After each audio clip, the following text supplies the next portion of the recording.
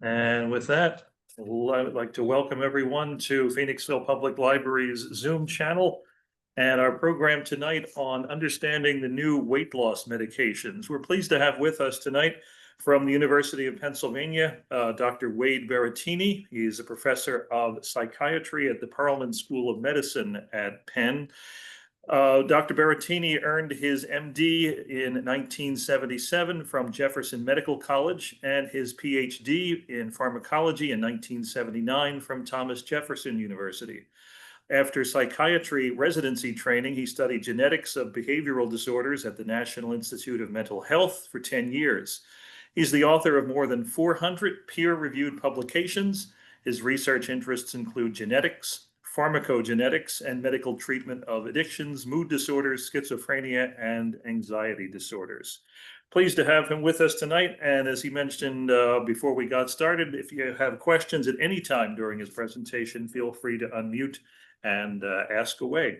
And Dr. Berrettini, go right ahead. Thank you, Mark. I'm hoping that everybody can hear me.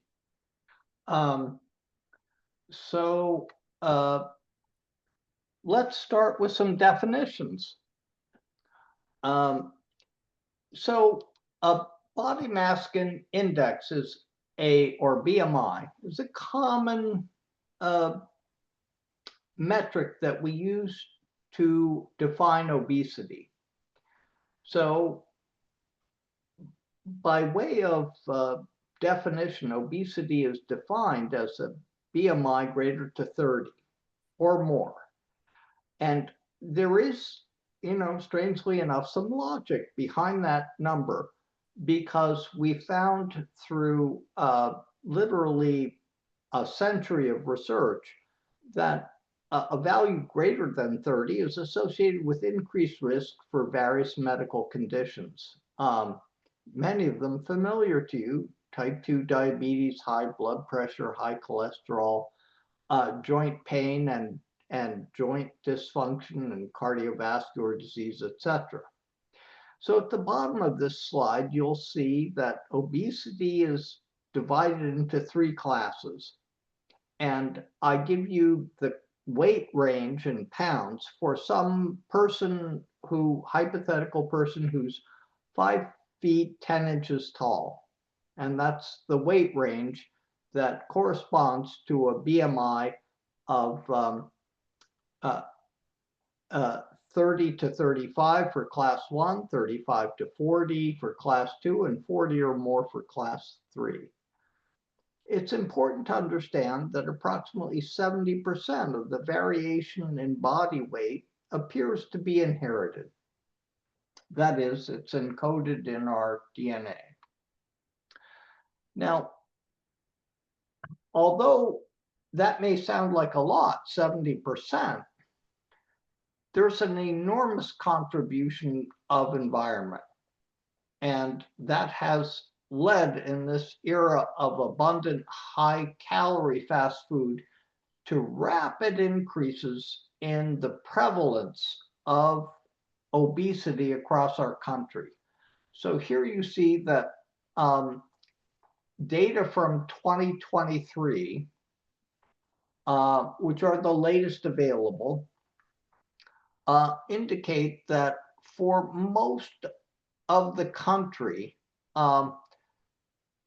30% of people or 40% of people are troubled by obesity. These are the orange and light red states that you see in front of you. Now you'll see that our state, Pennsylvania, is white, insufficient data. Don't blame Pennsylvania too severely for this. It just means that the State Department of Health was a little late in getting their data into the CDC, so that they didn't make this particular cutoff in 2023. So we have this population medical problem, obesity, and we need effective treatments for it. these effective treatments have by and large been developed, at least the first generation of them. So this leads us, by way of definition, to what are GLP-1s? First, a peptide is nothing more than a small protein consisting of a small string of amino acids linked together. Glucagon, like peptide 1 or GLP-1, is a peptide made by two different groups of cells in the body. One group is in the linings of the intestine, and the other group is in the brain, where it acts as a neurotransmitter, just like other neurotransmitters of which you may have heard, for example, serotonin. So GLP-1 in the brain is used by a small group of brain cells or neurons that are located in the brainstem at the base of the brain. These GLP-1 neurons release GLP-1, activating neurons in another brain region called the hypothalamus. And these neurons control satiety, or a feeling of fullness, and hunger. So when they're activated, these hypothalamic neurons, people feel full. They no longer feel hungry.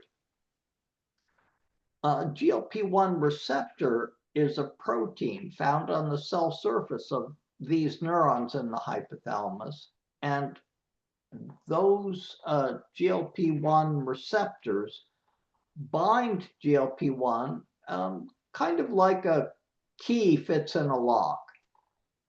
And when that happens, those neurons signal to the rest of the brain, oh, we're full, we've had enough to eat, let's not eat anymore.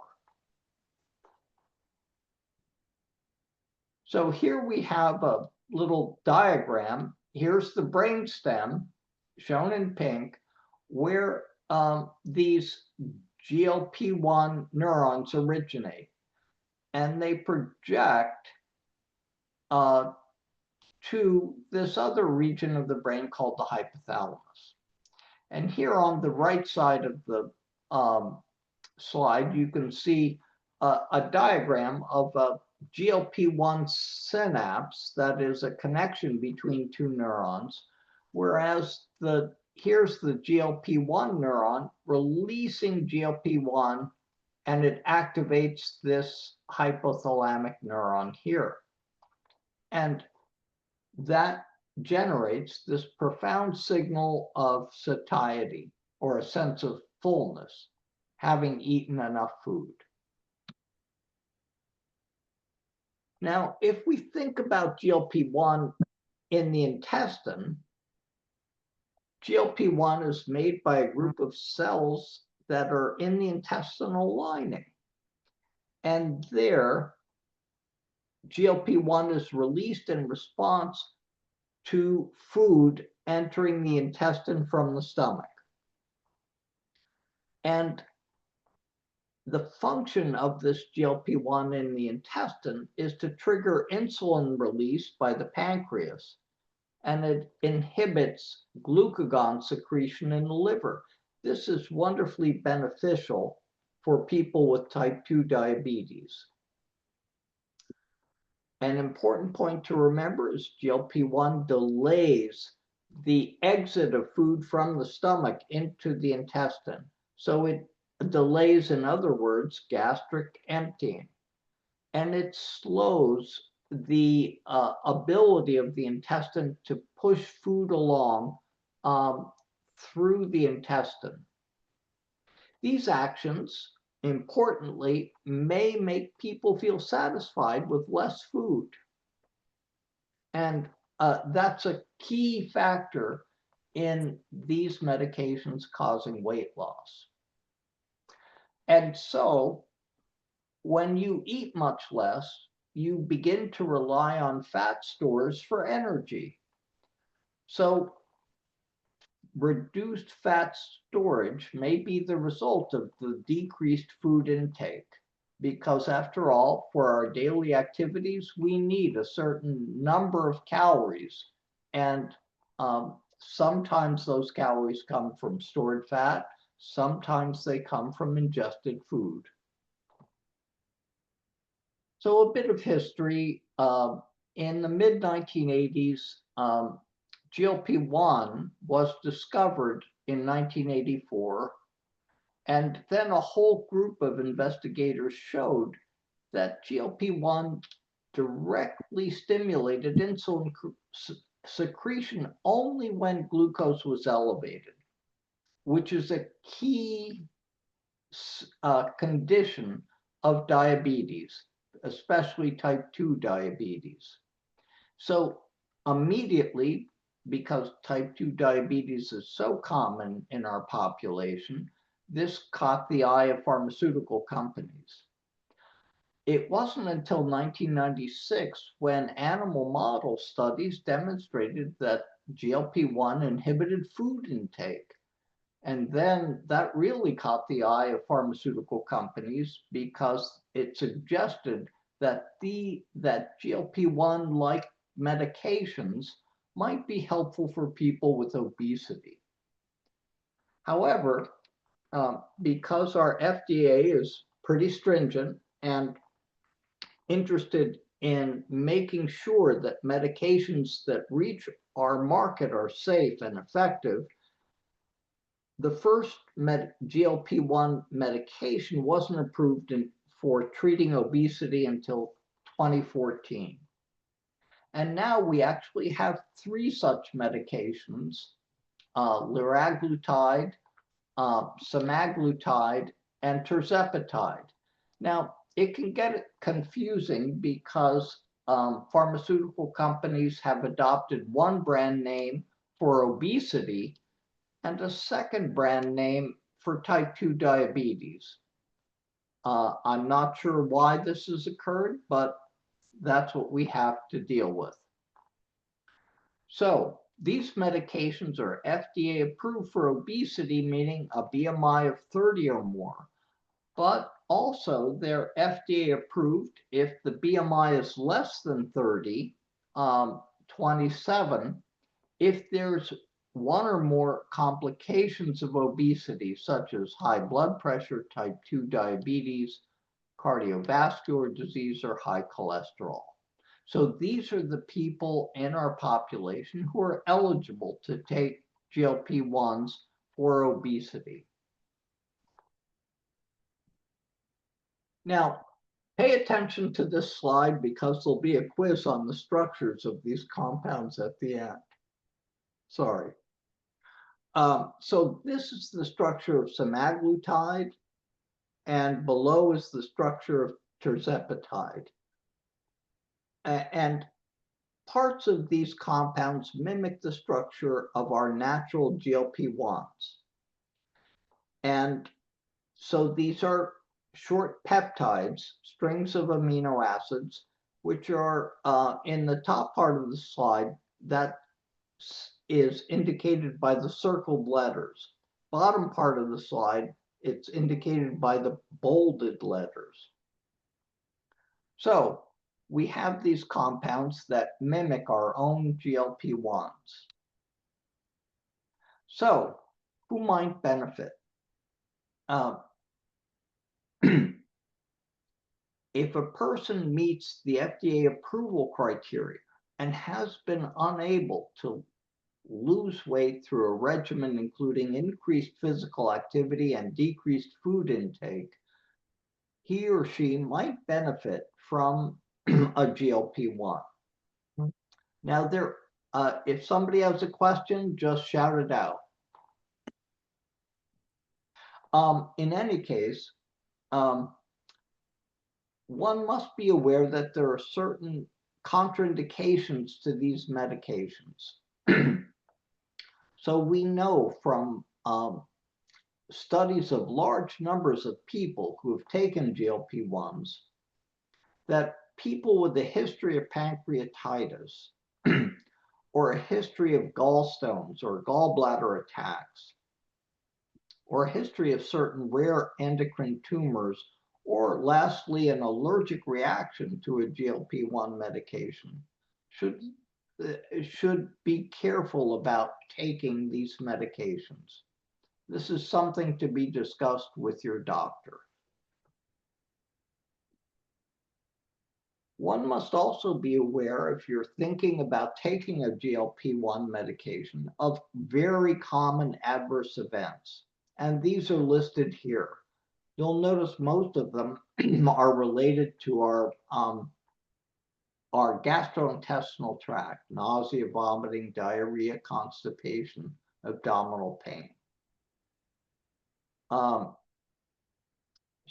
So those are the common side effects that we've seen in the past 7 or 8 years, where these medications have been used for obesity. So these medications are mostly given via a pen needle, which is a tiny needle attached to a syringe, and the medication is injected just underneath the skin, virtually anywhere on the body, but common injection sites include the thighs, the abdomen, the shoulders, because injections at those sites tend to hurt less. Typically, the starting dose is very low, because we know that if we start at a low dose and increase the dose gradually, all of those common side effects that we showed in the previous slide, like nausea and vomiting, they tend to be minimal. So the current way we use these medications is to take a low dose once a week for a month in a subcutaneous injection. And after a month, if that's well tolerated, the dose is increased. So there are schedules for this, and I present a schedule here. Here's the starting dose for both medications, and the monthly increases until we get to the maximum dose.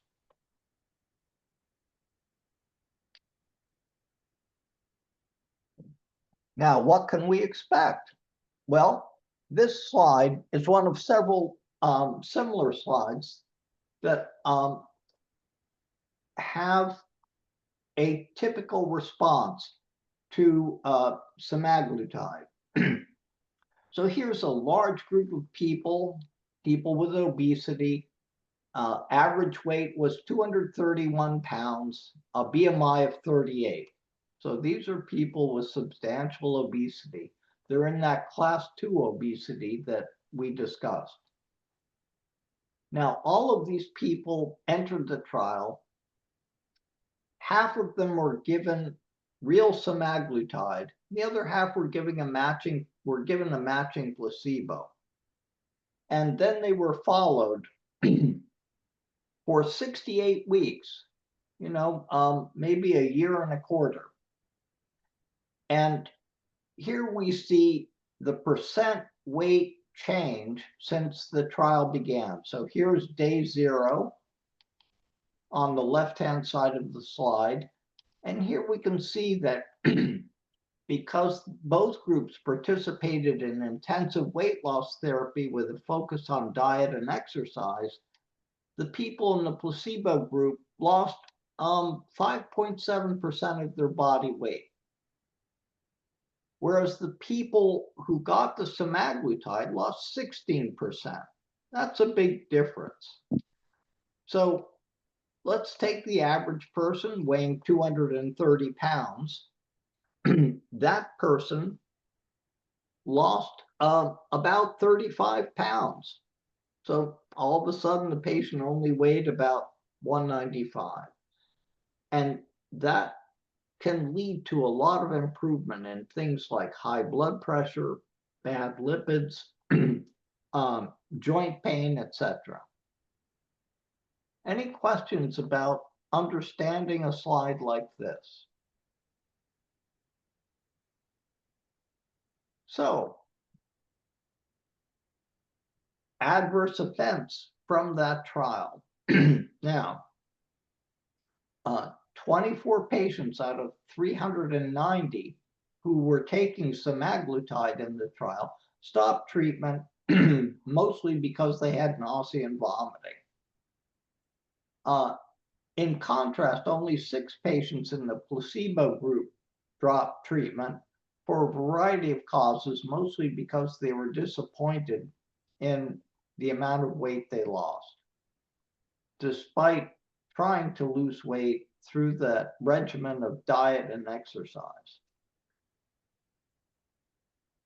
So here's another semaglutide trial. Same 68 weeks, different group, much larger, pretty much the same result. So people in the placebo group lost a small amount of weight. People in the semaglutide group lost a lot of weight over the 68 weeks. And again, in this trial, we had the same problem with nausea and vomiting. 92 patients out of the 1,306 in the semaglutide group stopped treatment because of these side effects, whereas a very small number of people in the placebo group stopped, mostly because they were frustrated by the small amount of weight they lost. And here's tirzepatide. Here we're looking at weight loss over 72 weeks in a group of obese patients who took 3 different doses of tirzepatide, 5 milligrams, 10 milligrams, or 15 milligrams, or placebo. And you can see that people with placebo didn't lose that much weight. People in the tirzepatide group lost a lot of weight, as much as about 20% of their body weight. So consider this person who started out at a weight of 228 pounds. That person lost about 45 to 50 pounds. That's impressive. And again, we had the same trouble across the treatment group with nausea and vomiting.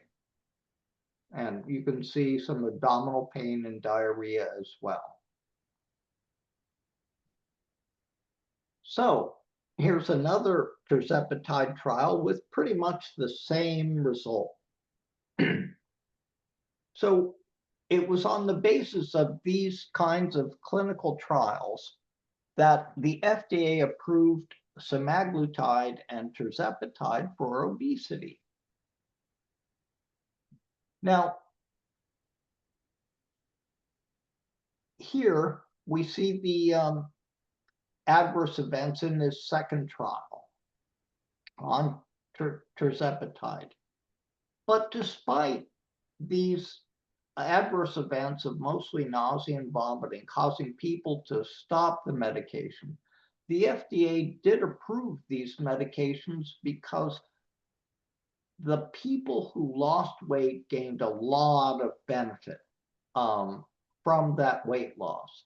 They saw improvements in their energy, their high blood pressure, improvements in the high cholesterol, and improvements in cardiovascular disease. So also, if they happen to have diabetes, the improvement in diabetes was particularly evident. So here's a list of the kinds of benefits that the people randomized to the GLP-1 medications in these trials saw.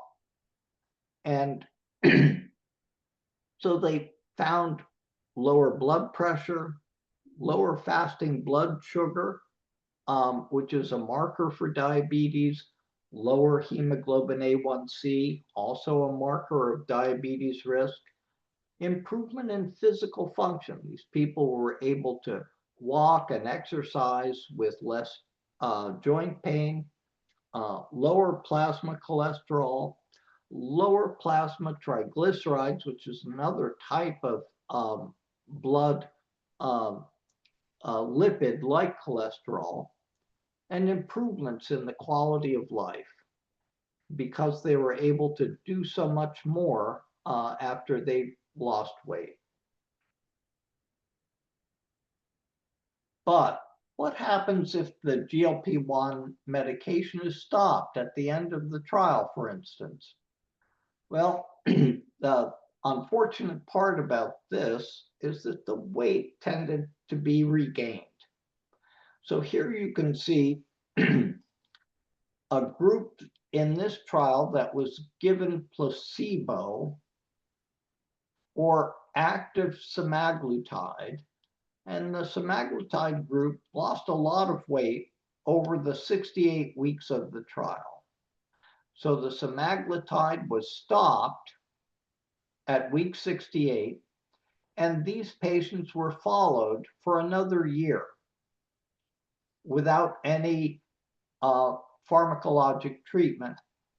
And you can see that the people who lost a lot of weight from the semaglutide, maybe 17% of body weight, tended to regain that body weight over the subsequent year. And the same thing occurred in a much more mild degree for the placebo group, because remember that both groups, the placebo group and the semaglutide group, they got this intensive weight loss therapy focused on improving diet and exercise. And the same thing is true for tirzepatide. Here we see a trial in which everybody got tirzepatide for the first 36 weeks, and everybody lost weight. But then the tirzepatide was stopped in a subgroup of these patients, and they became the placebo group, and their weight kind of returned.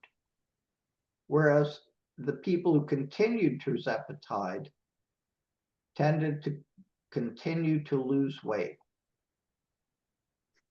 So it does look like people who started GLP-1 need to continue that GLP-1 over the long term. Now, more research is needed to be sure of this conclusion, but that's the way it looks with the data that we have so far. So on the basis of these trials, it seems as if most of the weight is lost during the first year of treatment. People reach a plateau that's somewhere between 15 and 25% of body weight lost during active treatment. But if the medication is stopped, most of the weight is regained within a year. And this leads us to the tentative conclusion that perhaps we should think about these medications for obesity in the same manner that we think of medications for high blood pressure, diabetes, or epilepsy. These are all medications that we take to treat the high blood pressure, epilepsy, or diabetes. And yet we somehow know that if we stop those medications, all those illnesses might return. Looks like obesity is no different. If the helpful medication is stopped, the illness symptoms return. Now, one huge problem here is currently these medications have a very high cost. even with insurance. And that makes it difficult for many people to consider taking GLP-1 agents for years, if not decades. So this is a real problem for us, and it will be maybe another 5 years before many of these agents become generic, and we would expect the cost of the medications to be reduced substantially. Now, interestingly enough, these tens of thousands of people have taken these medications across our nation for weight loss. And naturally, many of them had other diseases as well, apart from obesity. And we've had signals from analyzing that data that it's possible that GLP-1 medications might help various kinds of brain diseases. Because remember what we said at the beginning, that GLP-1 is found in the brain and acts as a neurotransmitter. So there are active clinical trials to determine whether these GLP-1 medications might be useful in Parkinson's disease, Alzheimer's disease, and in several substance use disorders, including nicotine use disorder or cigarette smoking, alcohol use disorder, or opioid use disorder, also known as opioid addiction. And finally, there's stroke. There's evidence that GLP-1 medications decrease risk for stroke. Now, whether that's independent of the weight loss, we're not sure. But these are promising avenues of investigation that may help us understand the spectrum of illnesses that could be treated with these GLP-1 medications apart from diabetes and obesity. Now, that's the presentation that I had prepared, and I would be glad to answer any questions about these medications that you might have.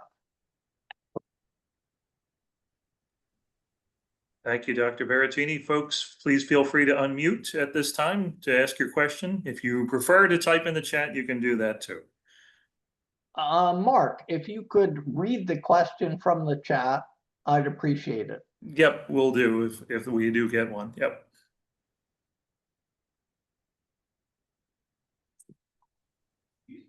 Anybody have anything?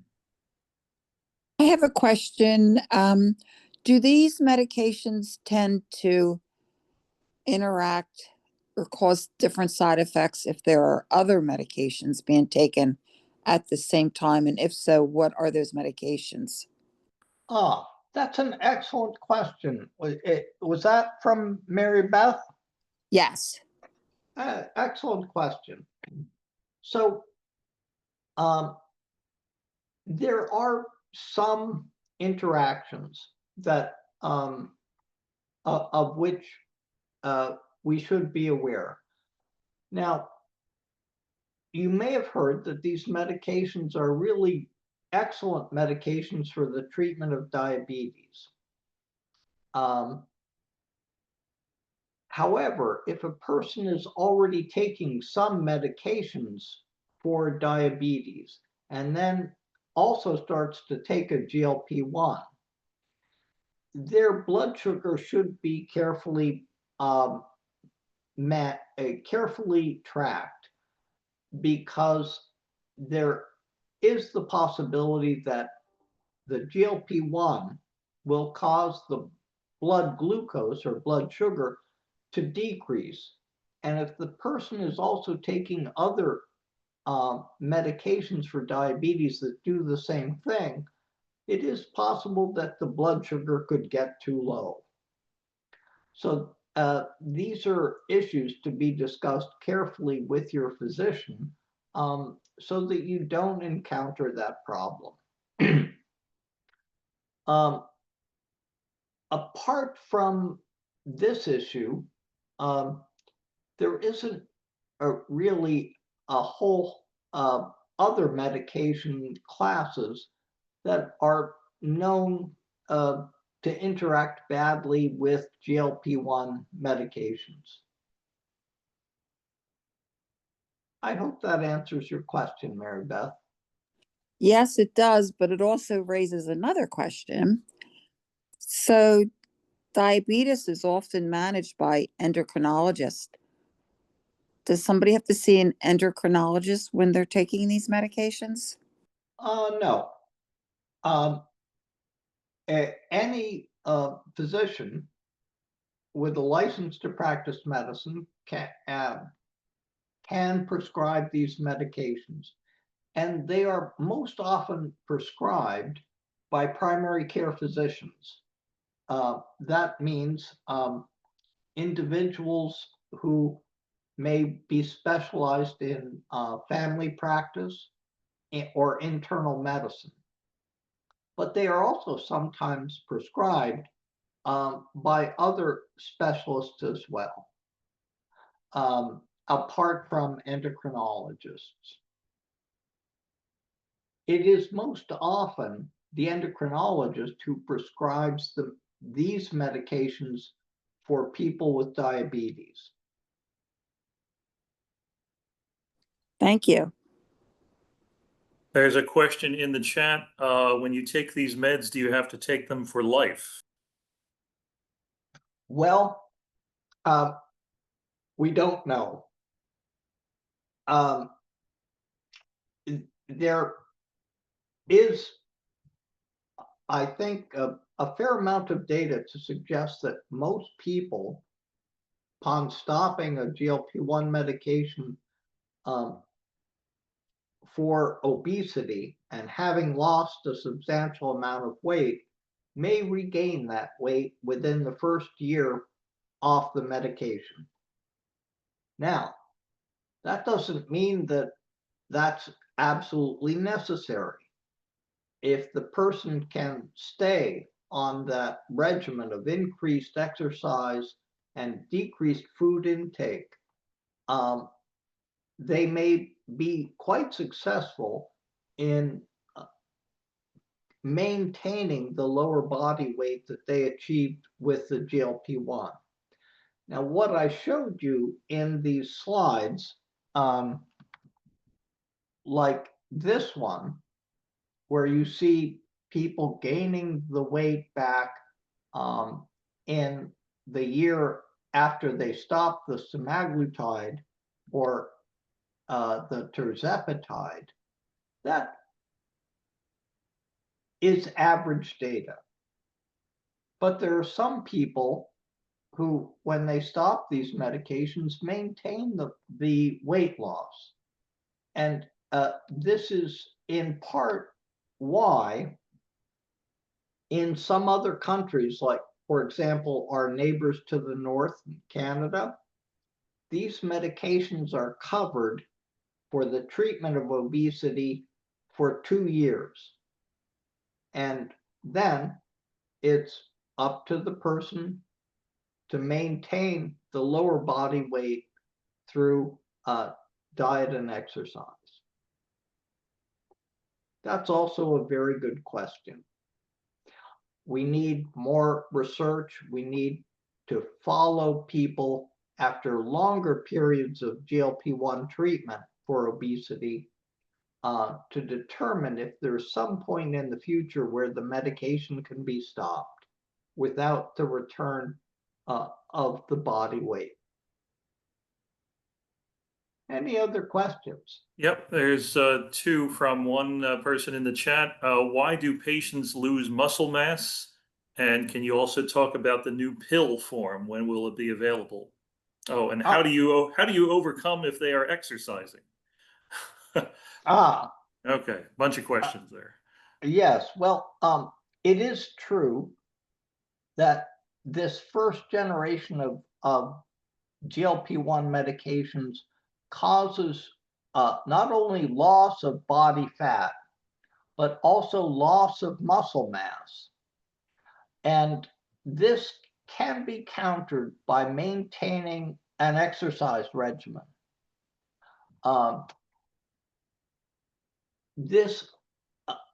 Newer medications that are in development now that combine the GLP-1 activity with other hormonal activity tend to minimize the loss of muscle mass. Your question is an excellent one and points out one effect of these medications that's undesirable. But we don't want people, especially older people, to lose muscle mass. And that is why the exercise component of these clinical trials was so key. Now, can you remind me of the other questions asked, Mark? Sure, she's put in a couple of more. Can you talk about the new pill form and when it'll be available? Well, interestingly enough, there is already a pill form FDA approved for the treatment of diabetes. If I go back to this slide, you can see that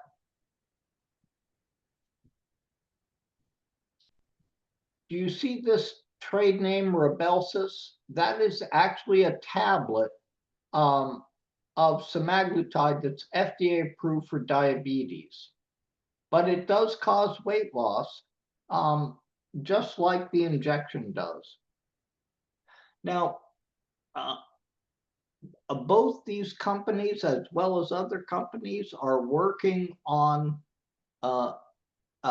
oral variants of these medications that can be taken, let's say, every day versus an injection under the skin that can be taken once a week. And there are also other variants under production where the injection is once a month. So there are there's intense activity in this area by many different pharmaceutical companies in the hopes of finding optimal treatment, for example, without the loss of muscle mass and without the problem of nausea and vomiting.